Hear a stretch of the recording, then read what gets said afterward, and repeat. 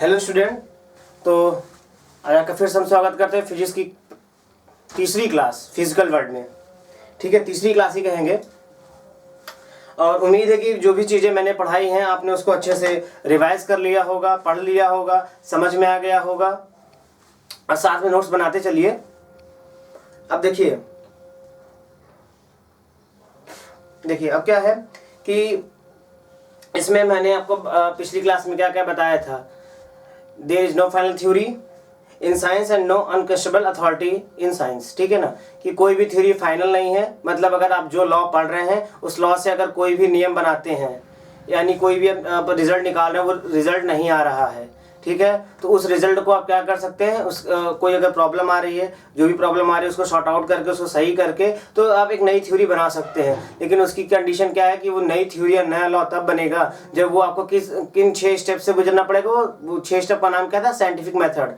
ठीक है ना, वो मेथड है। तो पहला उसमें क्या दिया गया था, ऑब्जर्वेशन। दूसरा क्या दिया गया था, कंट्रोल एक्सपेरिमेंट। और तीसरा क्या दिया गया था, क्वालिटेटिव एंड क्वांटिटेटिव रीजनिंग। और चौथा दिया गया था मैथमेटिकल मॉडलिंग। पांचवा दिया गया था प्रेडिक्शन। और छठवां दिया गया था वेरिफिकेशन एंड फाल्सिफिकेशन, यानी कि 100% वाला। मैंने आपको बोला था कि 99 पे सांप रहता है, वो वही वाला है कि या तो 100% वो उसकी किस्मत होगी तो वेरीफाई हो जाएगा, अदरवाइज वो गलत हो जाएगा। फिर से आपको क्या करना पड़ेगा, शुरू से शुरू करना पड़ेगा। इसके अलावा मैंने आपको बताया था थ्रस्ट एरिया इन फिजिक्स। तो थ्रस्ट एरिया इन फिजिक्स में आपने देखा था कि फिजिक्स के 2 थ्रस्ट एरिया हैं। थ्रस्ट एरिया मैंने आपको बताया था क्या होता है कि जैसे एक पायलट या एक ट्रेन में बैठा ड्राइवर, उसका थ्रस्ट एरिया क्या होता है कि वो रेड लाइट देखेगा तो रुकेगा और ग्रीन लाइट देखेगा तो चल देगा। तो उसी तरह फिजिक्स में भी 2 थ्रस्ट एरिया होता है, यूनिफिकेशन और रिडक्शनिज्म। यूनिफिकेशन क्या होता है, यूनिफिकेशन में आपने सीखा था कि कई सारे लॉ को एक सिंगल लॉ से एक्सप्लेन करना। मैंने आपको जैसे बताया था सेब का गिरना, हाई टाइड का होना या अर्थ का सन की ओर चक्कर लगाना, ये तीनों अलग अलग लॉ नहीं, ये सिर्फ सिंगल लॉ से एक्सप्लेन किया जाता है। वो सिंगल लॉ का नाम था लॉ ऑफ ग्रेविटेशन। ठीक है ना। अब इसके बाद हम आगे बढ़ते हैं रिडक्शनिज्म की ओर। जैसे मैंने आपको बताया था कि पानी से बिजली बनती है, कैसे बनती है, मैंने आपको प्रोसेस बताया था कि पानी को हीट करते हैं, यानी कोयले से, सॉरी पानी न बोल के मैं बोलूँगा कोयले से बिजली कैसे बनती है। तो कोयले को क्या करते हैं, उसके अंदर केमिकल एनर्जी होती है, उसको हीट करते हैं तो केमिकल एनर्जी बाहर आती है। बाहर आके उसको स्टोर किस में करते हैं, वाटर में। वाटर को एक बॉयलर में रखा जाता है यानी कि कंटेनर में, वहाँ से प्रेशर इंक्रीज करके यानी हीट कर करके प्रेशर इंक्रीज होता है, बिल्कुल जैसे कुकर में होता है। उसके नोजल से हाई प्रेशर से उसको बाहर निकालते हैं और उसको टरबाइन यानी ब्लेड पे गिराते हैं और ब्लेड घूमती है, ब्लेड से शाफ्ट घूमता है, शाफ्ट जनरेटर घूमता है और फिर हमारी इलेक्ट्रिसिटी आती है। यानी एक कॉम्प्लेक्स मैकेनिज्म को, कॉम्प्लेक्स चीज़ों को पार्ट बाय पार्ट करके यानी कंस्टिट्यूएंट सिंगल करके समझना क्या कहलाता है, रिडक्शनिज्म। और ये बातें समझ आती है। अब आप कोई भी कह सकता है कि भाई ये बात तो मुझे भी समझ आती है कि भाई जो है कोयले से बिजली कैसे बनती है, आसान भाषा में। ठीक है। इसके बाद मैंने आपको बताया था scope of physics. Scope of physics का मतलब होता है, स्कोप का क्या मतलब होता है, स्कोप का मतलब होता है छोटे से छोटा और बड़े से बड़ा। जैसे कि एग्जांपल के लिए हम कह सकते हैं कि भाई आप किसी कंपनी में गए, स्कोप भाई पढ़ लिख कर गए कि भाई इस कंपनी का स्कोप है कि ये 5,000 से लेकर के इस कंपनी में जाएंगे ए में तो आपको बढ़ते बढ़ते 20,000 होगा। दूसरी कंपनी में जाएंगे 5,000 रुपये से स्टार्ट तो होगा और वो कहाँ तक जाएगा, 1 लाख तक जाएगा। तो यानी कि एक कंपनी का स्कोप कम है, दूसरी कंपनी का स्कोप बहुत ज़्यादा, स्टार्टिंग भले दोनों का सेम है। तो फिजिक्स में भी उसी तरह का स्कोप मैंने आपको बताया था। लार्ज हेवनली बॉडी जैसे कि यूनिवर्स का साइज 10⁻25 मीटर और सबसे छोटा साइज 10⁻−15 मीटर, -14 मीटर। ठीक है, एटम का साइज होता है। और इसके अलावा अगर हेवनली बॉडीज की बात करें, मास में 10⁻25 में आपका अर्थ का मास है, उससे ज़्यादा फिर सन का। तो सब चीज़ को कैलकुलेट करने के लिए भी हम लोग किसका यूज़ करते हैं, scope of physics. Scope of physics में ही देखते हैं कि बड़ी से बड़ी चीज़ों के लिए है और छोटी से छोटी चीज़ों के लिए भी यही है। और इसके अलावा हमने एक चीज़ पढ़ी थी कि जो ज़्यादा बड़ी नहीं है ज़्यादा छोटी नहीं, मतलब जिसके अंदर 100 एटम्स एग्जिस्ट करेंगे उसको हम क्या बोलेंगे, मेजोस्कोपिक बोलेंगे। ठीक है ना, मेजोस्कोपिक। उसके अलावा हमने देखा था कि जो है एक्साइटमेंट मतलब खुश होना। ठीक है ना। मैंने आपको बताया नहीं कि आपके घर में टीवी, पंखा, कूलर, एसी, मोबाइल फोन, आजकल आपका 4G नेट जो चल रहा है बढ़िया से, तो उन सब के बिना सरवाइव कर पाना थोड़ा क्या बहुत ज़्यादा मुश्किल हो जाएगा। ठीक है ना। तो विदाउट फिजिक्स आपकी ज़िंदगी काफ़ी मुश्किल हो जाएगी। आप इंटरटेनमेंट की टीवी जो भी चीज़ आप यूज़ करते हैं, ठीक है ना, तो ये सब हमारे एक्साइटमेंट है। फ्यूचर में हमारे पास आने वाले लाइव रोबोट्स होंगे, मैंने आपको बताया था, इसके लिए एक मूवी आप देख सकते हैं, आई रोबोट। ठीक है। अब एक अलग बात इसमें हम बताने वाले हैं कि भाई देखिए, physics is relation to other branches of science. तो फिजिक्स का जो साइंटिस्ट है वो तो कहते हैं भाई फिजिक्स ही सबसे ज़्यादा है, सबसे ज़्यादा इंपॉर्टेंट, सबसे ज़्यादा पढ़ना चाहिए, ठीक है। खैर, अब फिजिक्स का रिश्ता केमिस्ट्री के साथ कैसा है? देखिए, केमिस्ट्री के साथ ऐसा है कि अगर आप कभी भी केमिस्ट्री में कुछ भी रिएक्शन करा रहे हैं, कोई भी चीज़ें करा रहे हैं, जैसे कि मैंने बोला कि भाई देखो, इससे दो एटम कंबाइंड करके मॉलिक्यूल बनाएंगे, उसमें एनर्जी रिलीज करेंगे, कितनी, क्या रिलीज करेंगे एनर्जी? एनर्जी फिजिक्स, ठीक है ना। कितना काउंट करके बताएंगे, जूल में, या रिड्यूस होगा, या एंडोथर्मिक रिएक्शन है, एक्सोथर्मिक, कितना एनर्जी निकलेगा, वो सब आप किससे एक्सप्लेन करेंगे?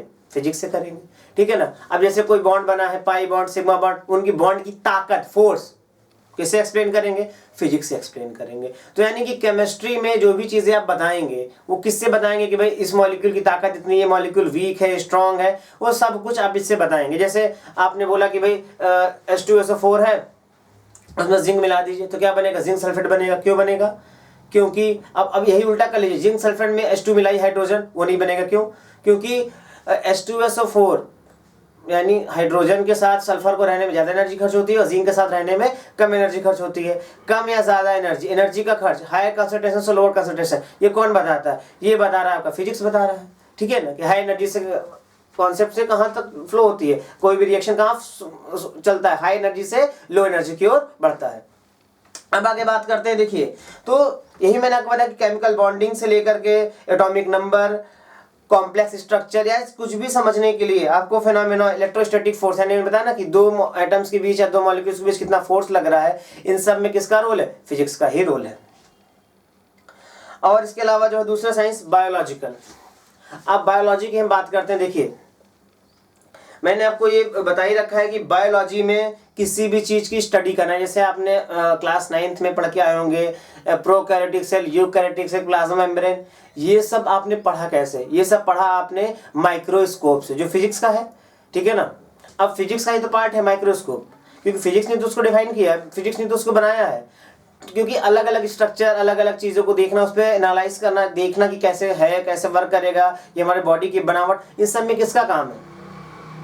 इन सब में फिजिक्स का ही काम है। अगर हम डॉक्टर को माइक्रोस्कोप नहीं देंगे तो काम कैसे करेगा, ठीक है ना। यानी कि फिजिक्स के बिना, यानी physics with bio, physics with chemistry, physics with all things, मतलब फिजिक्स में अभी आगे पढ़ाएंगे आपको, एस्ट्रोनॉमिकल भी।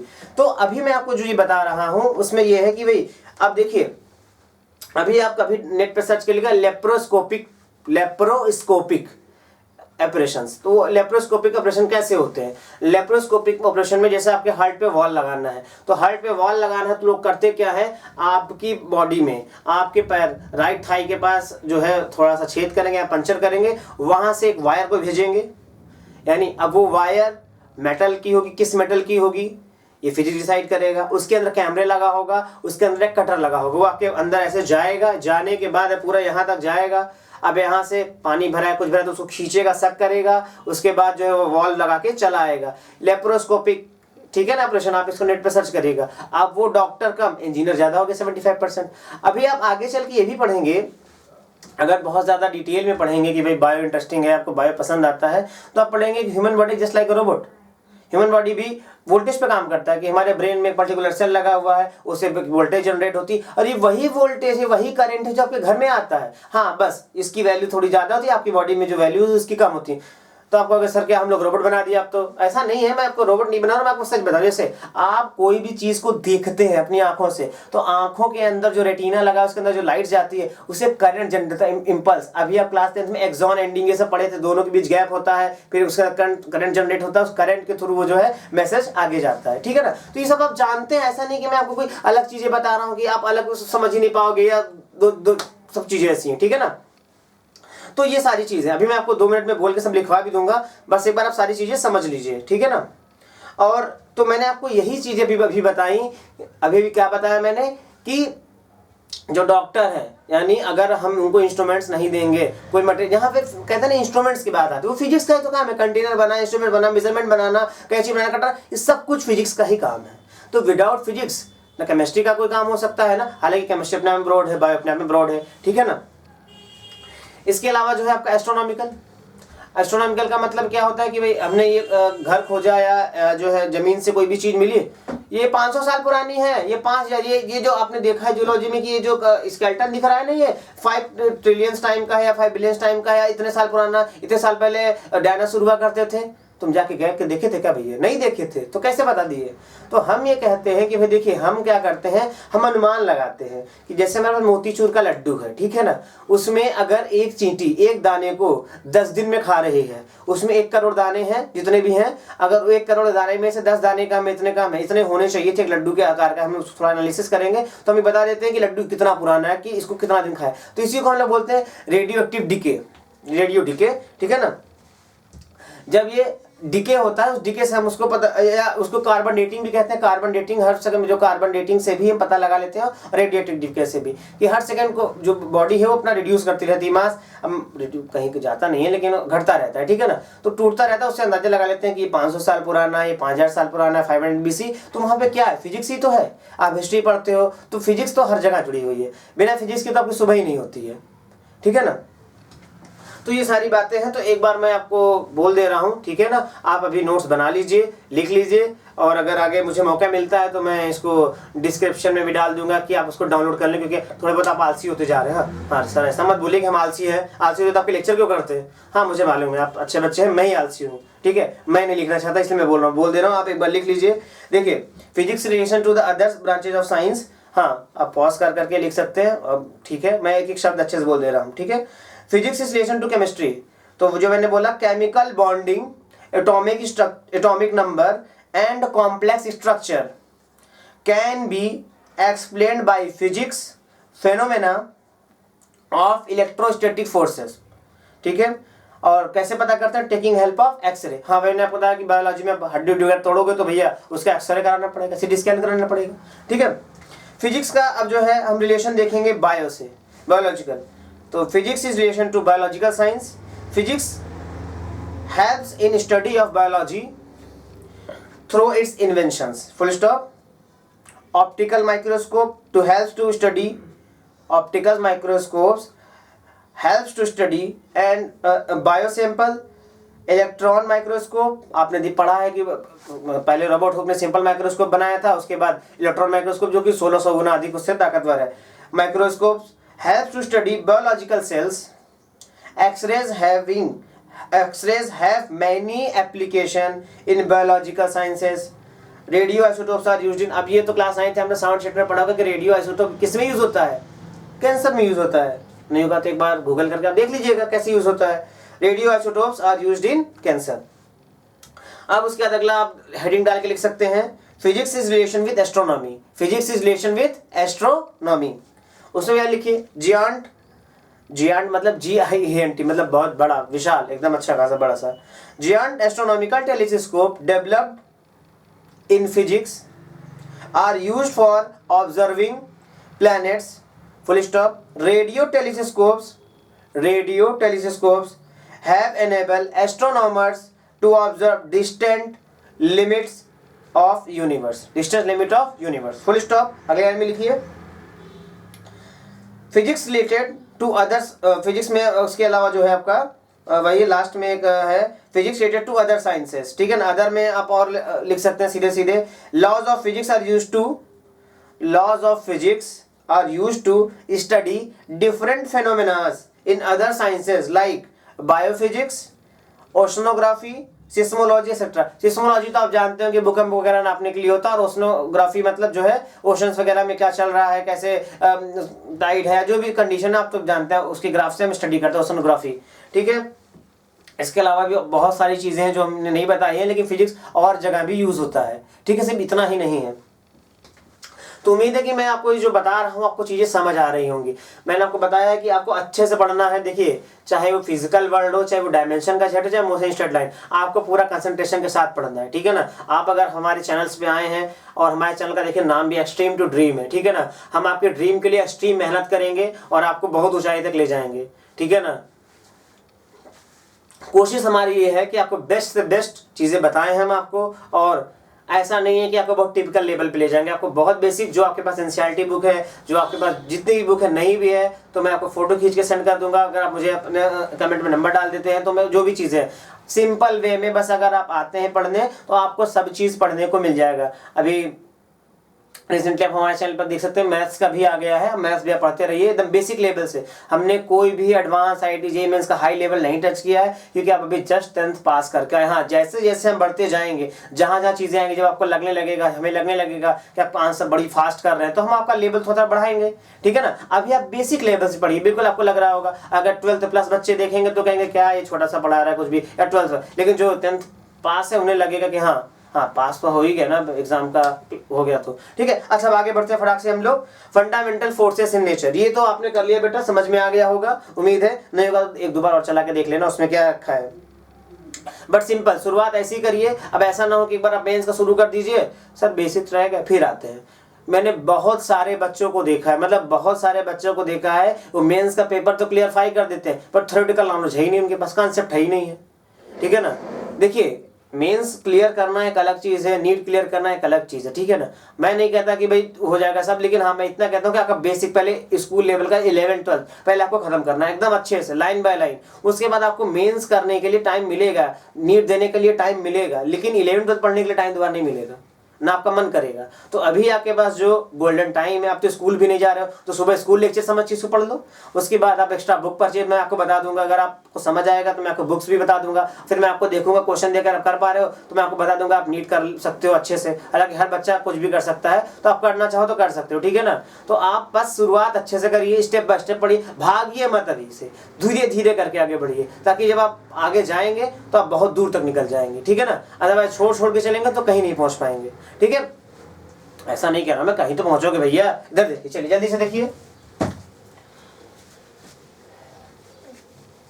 चलिए अब हम इसमें देखते हैं क्या, फंडामेंटल फोर्सेस इन नेचर।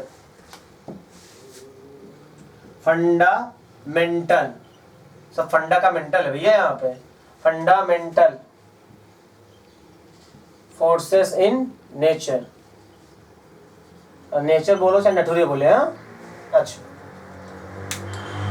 तो फंडामेंटल फोर्सेस इन नेचर क्या जरूरत है बनाने की, हाँ ये बड़ा क्वेश्चन होता है। जब मैं बच्चों को पढ़ाता हूँ तो मेरे से यही पूछते हैं, सर क्या जरूरत है फंडामेंटल फोर्सेस पढ़ने की। हमने कहा 2 मिनट रुको, मैं कहानी बताता हूँ। कहानी सुनो पहले। कहानी ये, ट्रेन को चलाने के लिए चाहिए इंजन, ठीक है। इंजन फोर्स लगाता है, ट्रेन चलती है। आप चलते हैं तो आप जमीन में फोर्स लगाते हैं, ठीक है। एक तनी हुई स्प्रिंग है, एकदम तनी हुई स्प्रिंग ऐसे, और उसको मैंने लॉक किया, आपने पकड़ा, मैंने लॉक छोड़ा, तो आप ऐसे क्या होगा, चढ़ते चले गए, यानी आप आगे खींच गए। यानी उसके बाद इसके बाद क्या हुआ कि आपने क्या हुआ कि भाई एक चार्ज को मैंने इस तार से भेजा, ठीक है, इस तार से भेजा और देखा कि भाई जो है ये पंखा गोल गोल घूमने लगा। एक चार्ज पार्टिकल, एक इलेक्ट्रॉन को मैंने भेजा और ये चलने लगा। तो मैं कहूँ भैया ट्रेन वाला फोर्स, ठीक है ना, या ग्रेविटेशन वाला फोर्स, या फ्रिक्शन वाला फोर्स, या स्प्रिंग वाला फोर्स, ऐसे न जाने कितने फोर्स हैं, न जाने कितने हजारों फोर्स, मस्कुलर फोर्स, ये फोर्स वो फोर्स। हम तो फोर्स पढ़ते ही तो फोर्स में घुस जाएंगे, अब हमारा तो हो गया फिर। तो मैं यह बताना चाह रहा हूँ इतने सारे फोर्सेस अवेलेबल हैं, ठीक है। बट फिजिक्स आया ही किस लिए है, फिजिक्स आया ही इसलिए है कि फिजिक्स चीज़ों को आसान बना सके, आपकी चीज़ों को एकदम आसानी से समझ सकें, उसमें कोई रुकावट ना आए, आपको समझने में कोई दिक्कत ना आए। तो फिर हमने क्या किया भाई, इसमें हमारा जो थ्रस्ट एरिया वो भूल गए क्या आप, यूनिफिकेशन। तो भाई हमने उसमें दिमाग लगाया कि हम कहीं ऐसा तो नहीं कि 2 अलग अलग जो फोर्सेस पढ़ रहे हैं वो दोनों के सारे नियम कानून एक जैसे ही हों, तो अगर एक पढ़ लेंगे तो वो दोनों में अप्लाई कर लेंगे, ठीक है। हमने ऐसा करके देखा, ऐसा करके देखा तो हमने पाया, देखो जैसे हमने इसको रब किया और ये ऐसा खींचा, इसने इसे अट्रैक्ट कर लिया। बचपन में जब मैं नर्सरी में तब भी स्केल लेता था तो लोग को लगता था तेल लगा ऐसा खींच लेता, नहीं ऐसा नहीं है। वो आप कागज से बाल झाड़ोगे तो भी देखो कागज जो है अट्रैक्ट कर लेता है। अट्रैक्ट करना मतलब क्या कि इसके पास क्या आ गया, अभी इस फोर्स को ये अट्रैक्शन का फोर्स बोलेंगे नहीं, तो इसको हमने थोड़ा सा स्टडी किया, दिमाग लगाया, हमने बोला this is electrostatic force and electrical force. कैसा फोर्स, क्योंकि देखो ये अगर इसको हमने रब किया, मान लो इसके पास आ गया निगेटिव, इसके पास आ गया पॉजिटिव, ये दोनों के बीच क्या आ गया, अट्रैक्शन का फोर्स आ गया। ये दोनों क्या कर रहे हैं, एक दूसरे को अट्रैक्ट कर रहे हैं, दिस इज इलेक्ट्रोस्टैटिक फोर्स, ठीक है। चलिए बात करते हैं हमारे चलने के लिए फोर्स। ठीक है, किसी ने बोला फ्रिक्शन का फोर्स। ठीक है, फ्रिक्शन का फोर्स क्या होता है भाई, ये तो कोई चार्ज बॉडी है नहीं, ये तो कुछ है नहीं। हाँ सही बात है, फ्रिक्शन का फोर्स। ठीक है, आगे देखते हैं। हमने एक ब्लॉक को के ऊपर, एक टेबल के ऊपर ये रखा और इसको में से धक्का लगा रहे हैं, धक्का लगा रहे हैं, धक्का लगा रहे हैं। अभी क्या होगा, खिसकेगा ना।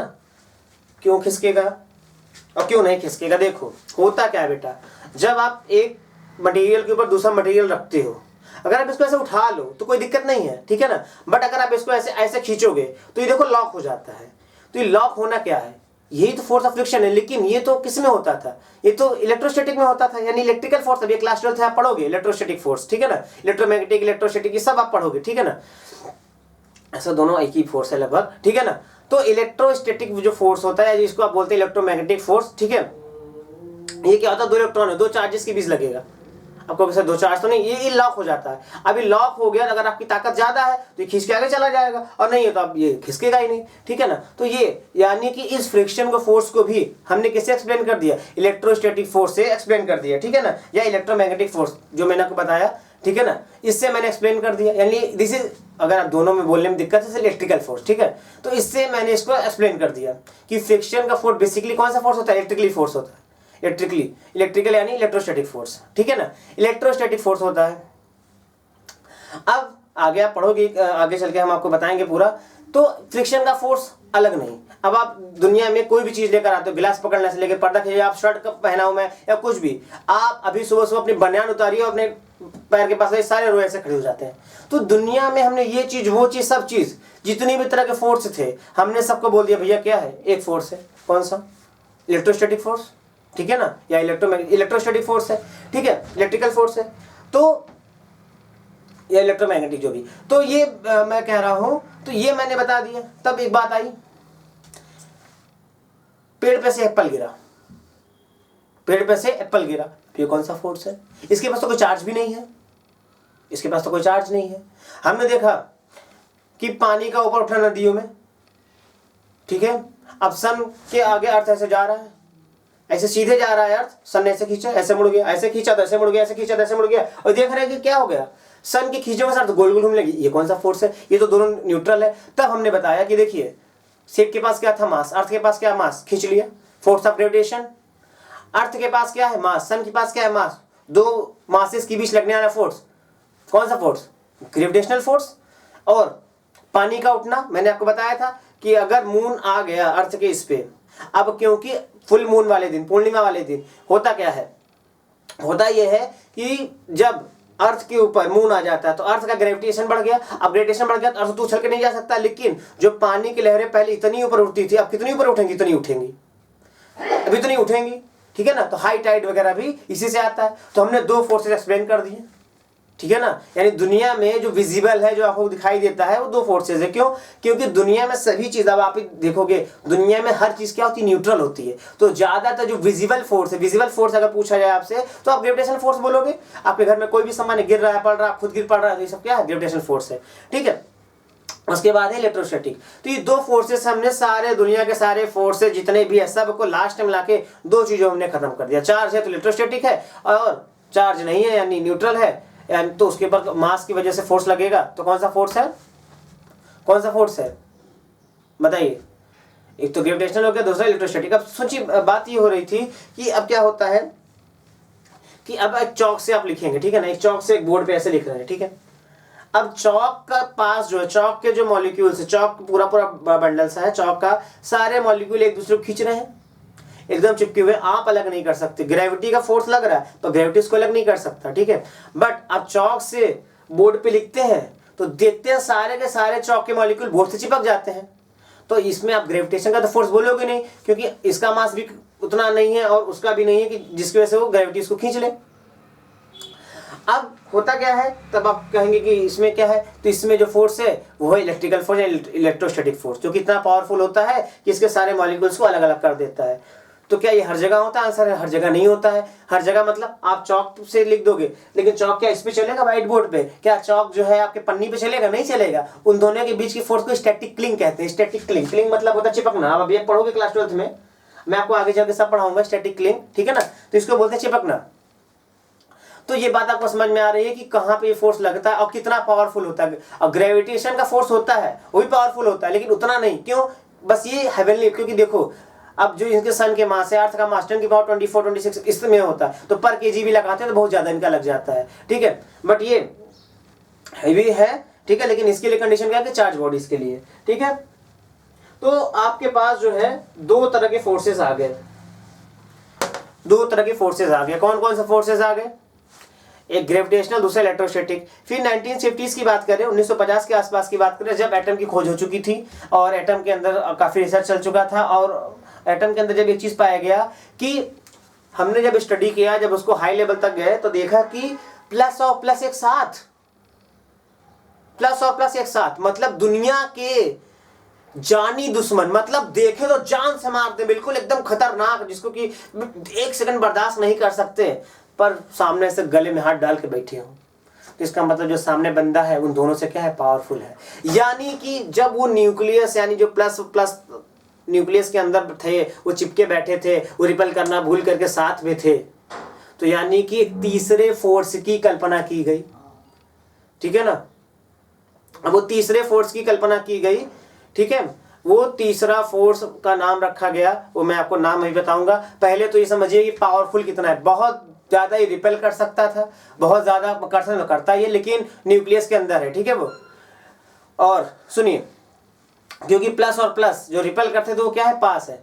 तो क्योंकि ये डिस्टेंस बहुत कम होता है, 10 की पावर -14 -15 मीटर होता है, 15 मीटर, इतने कम डिस्टेंस में ही लगता है, ठीक है। 10 की पावर -15 मीटर, जितना कम डिस्टेंस होगा -15, उसके बाद शायद लगेगा -15 -16 में लगेगा, तो बहुत कम डिस्टेंस का होता है, लीस्ट डिस्टेंस का फोर्स होता है और बहुत पावरफुल होता है, बहुत। आपने देखा कि दो रिपेल, और क्योंकि ये न्यूक्लियस के अंदर पाया जाता है, इसका नाम रखा गया न्यूक्लियर फोर्स, ठीक है ना। न्यूक्लियर फोर्स बहुत ज्यादा पावरफुल फोर्स होता है, ठीक है।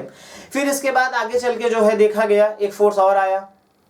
एक फोर्स ये आया कि न्यूक्लियस से कुछ पार्टिकल निकलते हैं, अल्फा बीटा गामा, ठीक है ना। आप अभी ऐसे पढ़ोगे कि भाई एक मटेरियल है, यहाँ से ऐसे जो है ये गामा रेज निकल गया, ये आपका जो है बीटा निकल गया और ये अल्फा निकल गया, ये बीटा,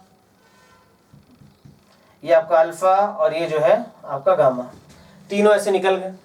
देखना सबका एंगल अलग अलग होता है वैसे, क्योंकि बीटा थोड़ा भारी होता है और अल्फा थोड़ा हल्का होता है, क्योंकि बीटा = 2 अल्फा, ये सब आप पढ़ेंगे आगे से कि 2 में जो भी था, मुझे अभी इससे इतना ज़्यादा याद नहीं है, बट इतना पता है कि बीटा भारी होता है अल्फा से। हाँ, ये आप देख लीजिएगा यहाँ पे सर्च करके, ठीक है। तो मैं आपको यही बताना चाह रहा हूँ कि देखिए, तो ये जो फोर्सेस थे, इनके बीच जो फोर्सेस थे, वो फोर्सेस ग्रेविटी से तो ज्यादा थे, बट इसके अंदर जो न्यूक्लियस था उससे कम थे, तो इनका नाम रख दिया गया वीक न्यूक्लियर फोर्स। पहले वाले का क्या नाम रखा गया? स्ट्रॉन्ग न्यूक्लियर फोर्स, और इसका क्या नाम रखा गया? वीक न्यूक्लियर फोर्स, ठीक है ना। तो ये फोर्स हमारे नेचर में पाए जाते हैं, लेकिन दो फोर्स हमें आसपास दिखाई देते हैं, जो तीसरा चौथा मैंने आपको बताया, स्ट्रॉन्ग और वीक न्यूक्लियर, ये आपके आसपास नहीं पाए जाते, लैब में पाए जाते हैं, ठीक है ना। रिसर्च जब आप करेंगे तो आप चीजों को देखेंगे। तो ठीक है, मैं आपको ये बता दिया। अब बात आती है कि भाई कंपेयर करने की, ग्रेविटेशनल फोर्स को कंपेयर करिए और कंपेयर करिए जो है, या इनके बारे में कुछ बात बताते हैं। देखिए, ग्रेविटेशनल फोर्स का कारण क्या है? ग्रेविटेशनल फोर्स का कारण है मास। अगर जिसके पास मास है उस पर ग्रेविटेशनल फोर्स लगेगा।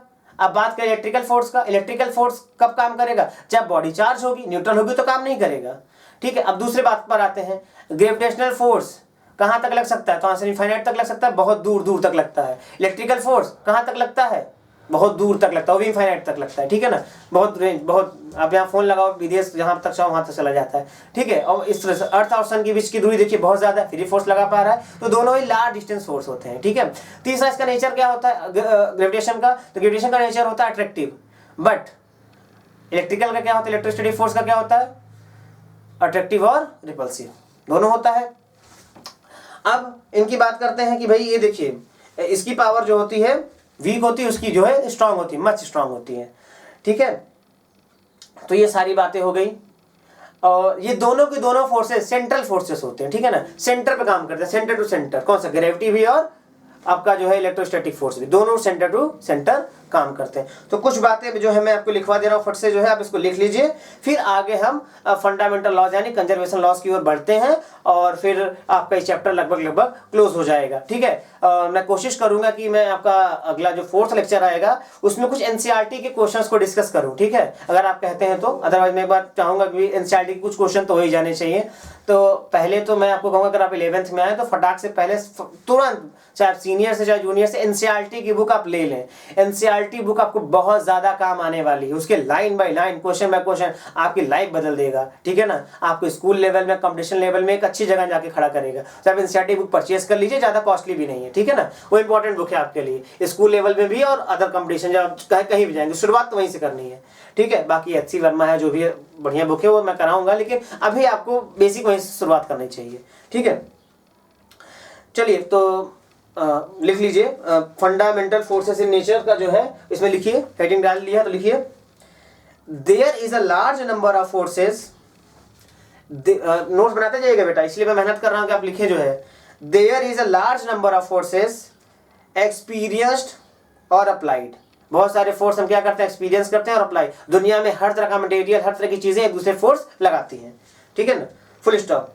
These may be macroscopic, जो हमें आंखों से दिखाई दे, macroscopic forces like gravitation, friction, contact force, and microscopic forces like electromagnetic and interatomic, जो मैंने बताया इलेक्ट्रोस्टैटिक वाला फोर्स, वही like electromagnetic and interatomic forces, full stop. But all these forces arise from some basic forces called fundamental forces। सब basic है, इतना basic है कि आपको बताने से, देखिए सब सारी बातें तो आप जानते ही। some basic forces called fundamental forces, full stop। अब पहला आप डाल लीजिए gravitational forces, compare difference between, ये सब आप अपने से लिख सकते हैं, नहीं होगा तो बताइएगा, मैं फिर आपको लिख के नोट्स में प्रोवाइड करवाऊंगा। और क्या, मैं आपको बता रहा हूँ डिस्क्रिप्शन में दूंगा, लेकिन थोड़ा टाइम लगेगा अभी, क्योंकि मुझे अकेले सब कुछ करना पड़ता है, थोड़ा टाइम लगेगा। ठीक है ना, तो पहला लिख लीजिए ग्रेविटेशनल फोर्स, उसमें मैं कुछ पॉइंट्स आपको बता दे रहा हूँ, 3-4 पॉइंट। तो पहला पॉइंट आप लिखिए, it is due to mass of the two bodies. It is due to mass of the two bodies, full stop. दूसरा पॉइंट लिखिए, it is always attractive. It is always attractive, full stop. तीसरा लिखिए, it operates in all objects of universe. It operates in all objects of universe, full stop. तीसरा लिख लीजिए। चौथा हो गया, इट्स रेंज इज इनफाइनाइट। मैंने आपको बताया इसकी रेंज होती है बहुत दूर तक, इनफाइनाइट। और इसके आगे आप देख सकते हैं, it's a weak force, full stop. 10 की पावर -38, 10 की power -38 times compared to strong nuclear force, ठीक है ना। ये नंबर थोड़ा सा आगे पीछे भी हो सकता है, तो आप एक बार नेट पे देख लीजिएगा। ठीक है ना, ये कभी कभी क्या पता नहीं कहाँ से कभी कुछ कम ज़्यादा हो जाता है। ठीक है ना, compare to strong nuclear force, full stop. अब आइए दूसरा लिखिए, इलेक्ट्रोमैग्नेटिक फोर्स, यानी जिसको मैं बार बार कहता हूँ इलेक्ट्रोस्टैटिक फोर्स। ठीक है ना, इलेक्ट्रोमैग्नेटिक फोर्स। अब इससे पहला पॉइंट लिखिए, इट्स ड्यू टू स्टेशनरी और moving electrical charge. It's due to stationary और मूविंग इलेक्ट्रिकल चार्ज। दूसरा लिखिए, इट मे बी अट्रैक्टिव और repulsive. It may be attractive और रिपल्सिव, फुल स्टॉप।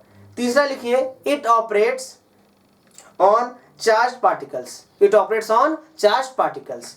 किस पे काम करेगा? चार्ज पार्टिकल्स पे काम करेगा। Its range is infinite. इसकी भी रेंज क्या होती है? बहुत दूर तक होती है। ठीक है ना, ये ऐसा नहीं होता कि फोन आप सिर्फ गली मोहल्ले में लगा सकते, कहीं भी लगा सकते हैं, सेटेलाइट सीधे कनेक्ट हो जाता है आपका, जो कि कितना लाइट बहुत ज़्यादा दूर तक है। ठीक है ना, इट्स, और ये क्या, इज स्ट्रॉन्गर। ठीक है ना, 10 की power 36 times than gravitational force, but 10 की power -2 times stronger than nuclear force. ठीक है ना, तो आप इसको देख सकते हैं। उसके बाद है स्ट्रॉन्ग न्यूक्लियर फोर्स। तीसरा है स्ट्रॉन्ग न्यूक्लियर फोर्स, उसमें भी लिखिए कुछ points. Operate between nucleons. Nucleon आप समझते हैं कि जो है न्यूक्लियस का प्लूरल वर्ड, एक से अधिक प्लस होते हैं। ठीक है ना, ऑपरेट बिटवीन न्यूक्लियॉन्स। ठीक है ना, इट मे बी अट्रैक्टिव और रिपल्सिव, या तो अट्रैक्टिव हो सकते हैं और रिपल्सिव भी हो सकते हैं। तीसरा लिखिए it's range is very short, ये बहुत छोटे डिस्टेंस के लिए होता है बेटा, बहुत छोटा डिस्टेंस, ठीक है, very short, with in nuclear size 10 की पावर -15 मीटर, 10 की पावर -15 मीटर में ही एग्जिस्ट करेगा। चौथा पॉइंट लिखिए it's strongest force in nature, ठीक है ना, इससे ज्यादा मजबूत फोर्स अभी तक दुनिया में नहीं है हमारे, it's strongest force in nature, full stop. चौथा लिख लीजिए weak nuclear force, weak nuclear force, ठीक है, operate within nucleons, operate within nucleons that is elementary particles like electron and neutron, neutrino sorry, electron and neutrino, full stop. मतलब इतने ये distance का होता है कि दो प्रोटॉन के बीच में, ठीक है ना, वो जो मैं आपको बताऊं रहा हूँ स्ट्रॉन्ग न्यूक्लियर फोर्स वाला, दो प्रोटॉन के बीच में एक न्यूक्लियस आ जाए तो दोनों फोर्स लगाना भूल जाते हैं। मतलब इतने पास थे, एक न्यूक्लियस एंड न्यूट्रॉन अगर बीच में आ गया तो प्लस और प्लस फोर्स लगाना भूल जाते, इतना इनके बीच का डिस्टेंस का गड़बड़ होता है। मतलब थोड़ा भी डिस्टेंस अगर ज्यादा हुआ तो फोर्स लगना ही पूरी तरह से बंद हो जाता है, ठीक। खैर वीक न्यूक्लियर फोर्स में हमें दूसरा पॉइंट लिखिए it appears during radio active decay. मैंने आपको पता ना जब डिके में अल्फा बीटा गामा निकलेगा इस तरह से, तब आप इनको आप देख पाएंगे। हैज वेरी शॉर्ट रेंज, तीसरा पॉइंट है has very short range, short range कितना, 10 की पावर -15 मीटर, 10 की पावर -15 मीटर। ये सब आप एकदम अच्छे से नंबर लिखिएगा बेटा। उसके बाद चौथा पॉइंट 10 की power -13 times stronger than nuclear force, 10 की power -13 times stronger than nuclear force, ठीक है, -13 है। तो ये थे कुछ बेसिक फोर्सेस जो हमारे नेचर में है, ठीक है।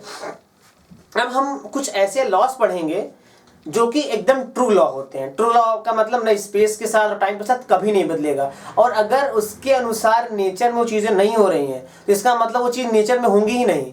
जैसे इसका सिंपल से एग्जांपल अगर मैं बताऊं कि अगर आपको कुछ भी वर्क करना है तो एनर्जी खर्च होगी, this is work energy theorem, ठीक है ना। अगर आपको गाड़ी चलानी है तो तेल भराना पड़ेगा, तेल नहीं भरा होगा तो गाड़ी नहीं चलेगी, इस बेसिक नियम है। आप ये कहोगे तो मुझे भी समझ आता है, ये तो फिजिक्स है। जितने सारी बातें मैं आपको बताऊंगा वो सारी बातें आप जानते हैं, बस मैं एक पैटर्न वाइज सारी चीजें बताता हूँ। फिजिक्स यही तो है, फिजिक्स अलग से कुछ भी नहीं है, ठीक है ना। फिजिक्स वही बातें सिखाता है जो आप जानते हैं, ठीक है ना। फिजिक्स लगभग सभी सब जानते हैं, बस उनको उनकी भाषा में बताना पड़ता है, ठीक है। तो फिजिक्स के सारे नियम बहुत आसान है, सभी बेसिक है, सभी नेचुरल नियम है, ठीक है। तो फंडामेंटल फोर्सेस में पहला लॉ जो हमको इसमें है कंजर्वेशन लॉ। तो पहला हमारे पास क्या है इसमें, कंजर्वेशन लॉज।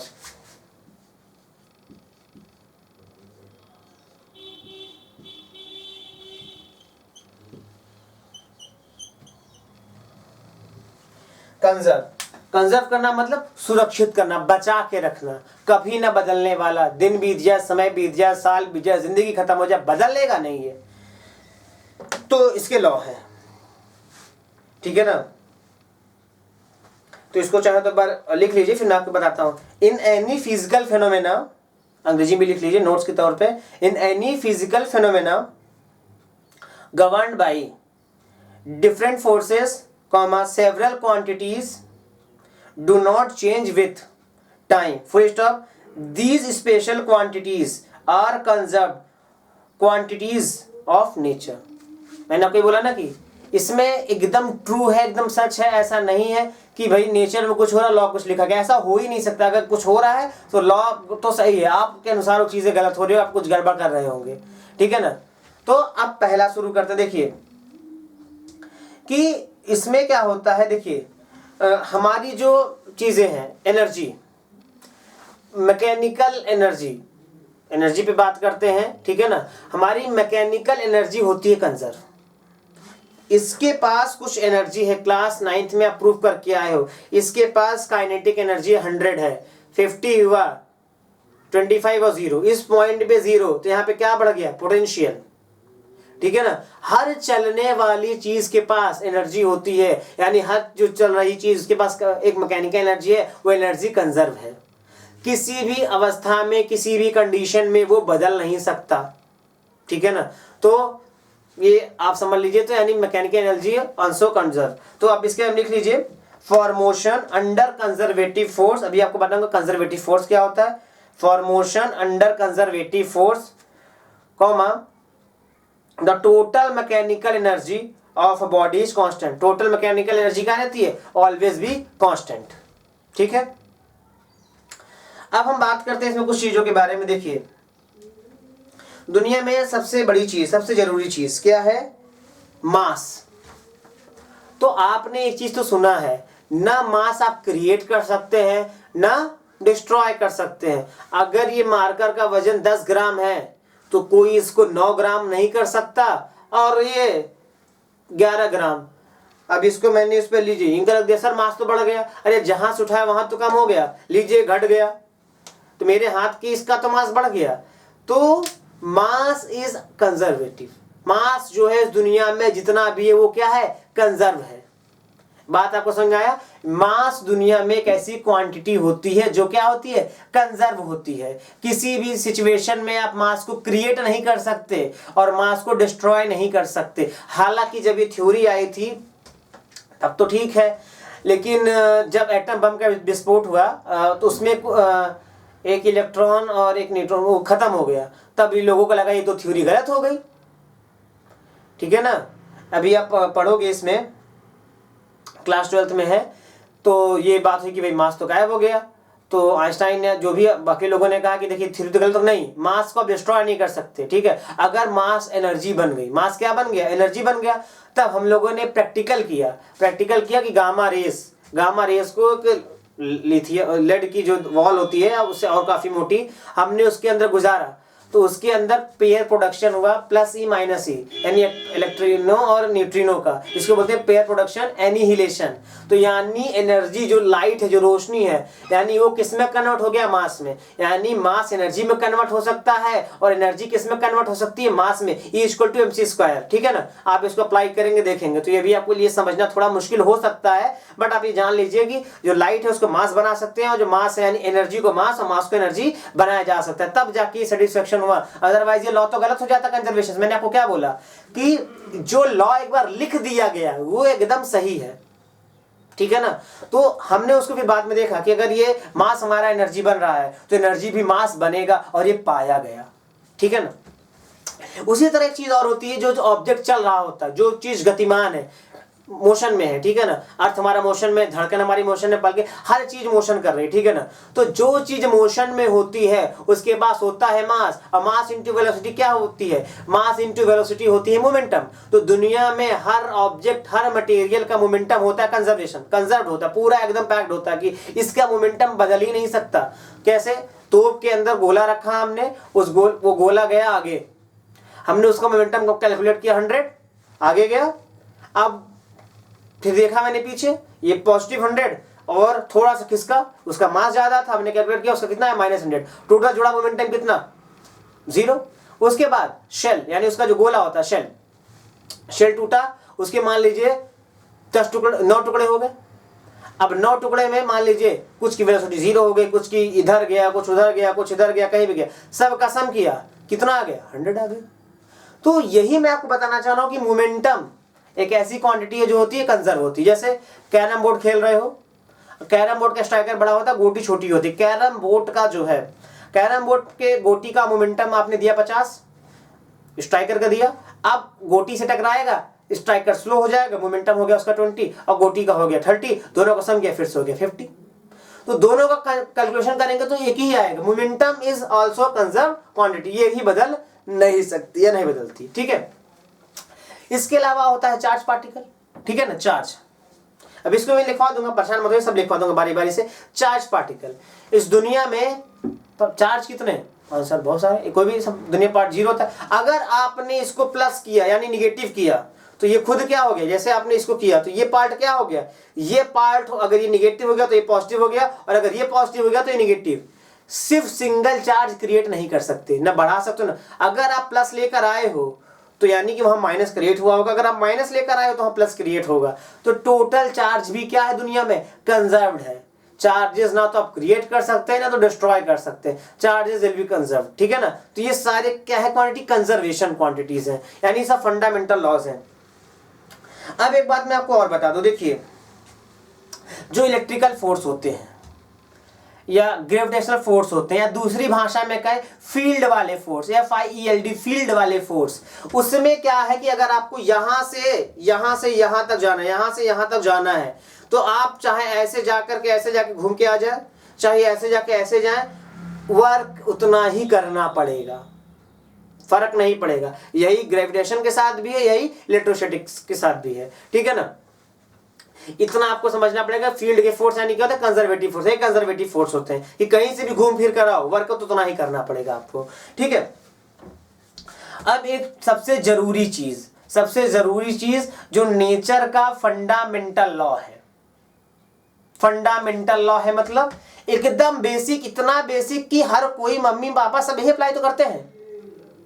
अगर हम अपने घर में चले, शादी का मौसम में कपड़ा खरीदना है, तो कपड़ा उसी दुकान से खरीदेंगे, वो पैंट शर्ट जहां हमको सस्ता मिलेगा, बशर्ते वही पैंट वही शर्ट होनी चाहिए, ठीक है ना। हम 4 दुकान घूमेंगे तभी तो टाइम जाता है हमारा कि एक ही चीज पसंद भी आ गए, पैसा नहीं, 1500 का दे रहा नहीं, हम 1300 का देख कर आए थे, अरे 1275 का, इतने रुपए का सेम होना चाहिए तो हम उसको ले लेते हैं। तो हम यही काम हमेशा करते हैं। तो ये नेचर का ही नियम है, हर कोई फॉलो करता है, ऐसा नहीं कि हम ही, तो नेचर ही करता। क्या होता है देखिए, अभी आप पढ़ोगे कि बारिश की बूंद क्यों गोल बनती, सब इसमें भी आएगा अभी जो है।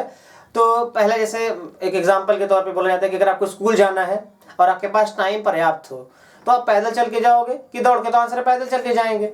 और आपको ऑप्शन मिल जाए स्कूल जाने के लिए, पैदल जाओगे कि बस से जाओगे, तो ठीक है बस से चढ़ के जाएंगे, यानी बस पे बैठ के जाएंगे।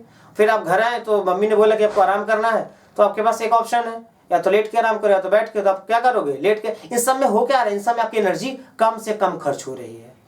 दौड़ने में ज्यादा एनर्जी खर्च होती है तो पैदल चल के जाते हो, पैदल चल के जाने में एनर्जी ज्यादा खर्च होती है बस के कंपेरिजन में, तो बस पे चढ़ के बैठ के जाते हो। और घर में आते हो, आराम करने में क्या है, बैठने में, लेटने में, तो लेटने में कम एनर्जी खर्च होती है, बैठने में ज्यादा खर्च होती है, तो आप लेट के आराम करते हो, ठीक है। तो कोशिश आप वही करते हैं कि आप हमेशा बचत की, क्योंकि आपका जो है एनर्जी लेस खर्च होना चाहिए। नेचर भी यही करता है, नेचर का ही बेसिक रूल है कि वही चीजें दुनिया में एग्जिस्ट, जिसे मैंने आपको बताया था H2SO4 और जिंक सल्फेट, ठीक है ना। H2SO4 में आप जिंक मिलाएंगे और जिंक सल्फेट बनेगा, पर जिंक सल्फेट में H2 मिलाएंगे तो नहीं बनेगा, उसके साथ वो H2SO4 नहीं कंबाइन, क्योंकि SO4 को या तो जिंक के साथ रहना है, तो H2 के साथ रहना है। H2 के साथ रहने में उसका ज्यादा खर्च होता है, जिंक के साथ रहने में उसका कम खर्च होता है, ठीक है ना। तो ये बात आपको बिल्कुल समझनी पड़ेगी कि दुनिया में वही चीज एग्जिस्ट करती है। कोई भी केमिकल रिएक्शन ही क्यों होता है हाई एनर्जी से लोअर एनर्जी की ओर, पानी ऊपर से नीचे क्यों बहता है हाई एनर्जी से। दुनिया के 50 to 60% फिनोमेना आपको इसी बेसिक लॉ से ही आप समझा सकते हैं कि कोई चीज आगे से इधर क्यों जा रही है, हाई टेम्परेचर से लो टेम्परेचर की ओर, तो सब कुछ ऐसे ही काम करता है, ठीक है ना। तो ये चीज आपको समझनी पड़ेगी। तो अब ये सारे मैं एक बार आपको बोल देता हूँ, लिख लीजिए, ठीक है। अदरवाइज मैंने आपको फिर से बताया कि अगर मुझे मौका मिलता है तो मैं आपको नोट डिस्क्रिप्शन में दे दूंगा। अदरवाइज एक बार मैं बोल दे रहा हूँ, आप चाहे तो वीडियो पॉज कर करके वो सारे नोट्स आप लिख लें, ठीक है ना। तो मैं चाहता हूँ कि नोट्स अच्छे से बन जाए, और ये आपका चैप्टर लगभग यहीं पे खत्म हो जाएगा आज। और अगर मुझे अगला मौका मिला लेक्चर का तो मैं आपका सारे एनसीईआरटी के कुछ क्वेश्चन करा दूंगा। अदरवाइज मैं सीधे फिर डायमेंशन की ओर बढ़ूंगा, जो सेकंड चैप्टर है यूनिट्स एंड मेजरमेंट, ठीक है, मैं वहां बढ़ूंगा। और मैं पर डे में चाह रहा हूँ कि आपको 11th का एक अच्छा खासा कंटेंट आपके पास अवेलेबल हो, ठीक है। बुक नहीं है कोई बात नहीं, परचेज नहीं, बस एनसीईआरटी खरीद लीजिएगा और अपना नंबर कमेंट्स में डाल दीजिए, मैं फोटो खींच के आपके व्हाट्सएप पे सेंड कर दूंगा बुक के जो भी क्वेश्चन वगैरह मैं कराऊंगा। अभी तो मान लो थ्योरेटिकल चैप्टर था, तो नोट्स भी मैं ऐसे, अगर मान लो कि मैं नोट्स अपलोड नहीं कर पा रहा, लेकिन अगर हाँ व्हाट्सएप पे अगर आपका मेरा आ जाएगा तो मैं फोटो क्लिक करके जरूर आपके उस पर सेंड जरूर कर दूंगा, ठीक है। उसको क्योंकि सेकंड भर का काम है, उसमें ज्यादा नहीं है, तो आप डायरेक्ट हमसे आप जुड़ जाएंगे। अब जो भी कंटेंट आपको चाहिए होगा तो सीधा आप मुझे बता देंगे, तो उस ग्रुप में मैं आपको जोड़ दूंगा, ठीक है।